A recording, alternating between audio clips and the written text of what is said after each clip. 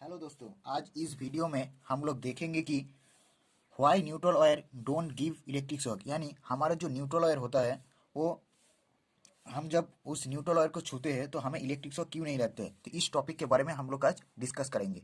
तो दोस्तों, electrical interview के अंदर इस टॉपिक के बारे में क्वेश्चन पूछा जाता है, तो उस क्वेश्चन को हम लोग आज इस वीडियो के अंदर कवर करेंगे।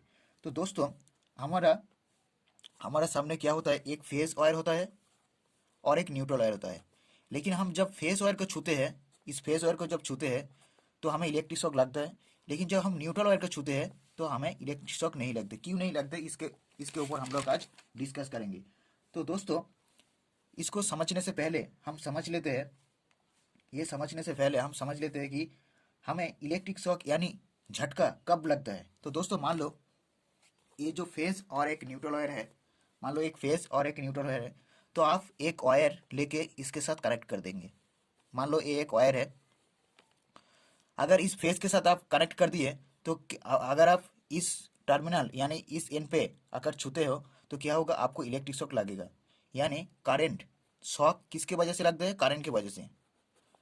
तो दोस्तों, एक बात याद रखिएगा, हमारा जो करंट होता है, ये जो करंट होता है ये कभी भी फ्लो नहीं हो सकती जब तक हमारा वोल्टेज फ्लो नहीं होगा। यानी हमारा ये जो करंट है इस वायर के अंदर कभी भी फ्लो नहीं होगा जब तक हमारा वोल्टेज इस वायर के अंदर है। अगर वोल्टेज है तब भी ये करंट फ्लो होगा। यानी हमारा जो वोल्टेज होता है, वी फॉर वोल्टेज, हमारा जो वोल्टेज होता है वो करंट को यानी flow of electron means current, यानी फ्लो ऑफ इलेक्ट्रॉन को धक्का लगाने का काम करते हैं। इलेक्ट्रॉन को धक्का लगाने का काम वोल्टेज का होता है।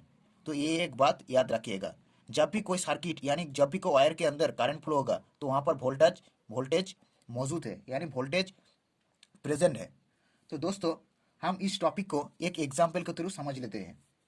तो दोस्तों, और एक बात याद रखिएगा, हमारा जो करंट होता है, ये जो करंट होता है ये हमेशा लो रेजिस्टेंस यानी कम रेजिस्टेंस वाली पाथ को फॉलो करते हैं। मान लो ये एक वायर है, मान लो ये एक वायर है, ये एक वायर है। यहाँ पर मैंने दो वायर कनेक्ट कर दिया, यहाँ पर एक वायर और यहाँ पर एक वायर कनेक्ट कर दिया। इस वायर का जो रेजिस्टेंस है वो काफ़ी हाई है, इसका जो रेजिस्टेंस है वो क्या है, काफ़ी हाई है, हाई रेजिस्टेंस पाथ है ये वायर है।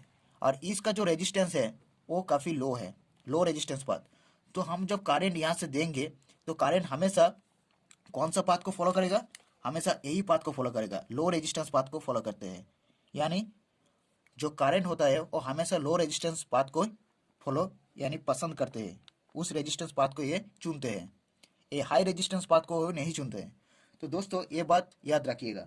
तो दोस्तों, हम इस टॉपिक को एक एग्जाम्पल के थ्रू समझ लेते हैं। मान लो एक बल्ब है, मान लो ये एक बल्ब है, इस बल्ब के साथ मैंने फेज वायर कनेक्ट कर दिया और यहीं से एक न्यूट्रल वायर कनेक्ट कर दिया। मान लो ये क्या है, एक बल्ब है। तो दोस्तों, हम जब इस फेस वायर को जब छुएगा तो हमें क्या शॉक लगेगा। तो ये फेस वायर को जब हम छूते हैं तो कब शॉक लगेगा वो हम देख लेते हैं पहले। मान लो एक व्यक्ति यहाँ पर खड़ा है, मान लो एक व्यक्ति यहाँ पर खड़ा है, तो उस अगर इस वायर को छुएगा तो उसे पहले अगर इस व्यक्ति यानी बंदा को, इस बंदा में, इस बॉडी में जो रेजिस्टेंस है वो रेजिस्टेंस, इस बल्ब का जो रेजिस्टेंस है उससे अगर कम है तो क्या होगा, हमें झटका यानी इस बंदे को झटका यानी इलेक्ट्रिक शॉक लगेगा। मतलब इस बॉडी का जो रेजिस्टेंस है वो बल्ब का रेजिस्टेंस से अगर कम होगा तो क्या होगा, इस बॉडी में इलेक्ट्रिक शॉक लगेगा। दूसरा जो पॉइंट है, अगर इस बॉडी में जो रेजिस्टेंस है वो बल्ब के रेजिस्टेंस से भी ज़्यादा है, मतलब इस इंसान का जो रेजिस्टेंस है वो बल्ब का जो रेजिस्टेंस है उससे भी ज़्यादा है, तो क्या होगा, इस बंदे को शॉक नहीं लगेगा। फेस के वायर से जो करंट आएगा वो सीधा इस फेस वाली वायर से जाके बल्ब पे चला जाएगा। और एक जो केस होता है वो क्या है, कुछ करंट इस इंसान के पास भी आएगा और कुछ करंट इस बल्ब पे भी जाएगा। ये तीनों कंडीशन होता है फेस वायर छूने से। तो दोस्तों, आप समझ लिया, मतलब अगर कोई इंसान फेस वायर को जाके छूता है तो क्या होगा, उसे शॉक लगेगा।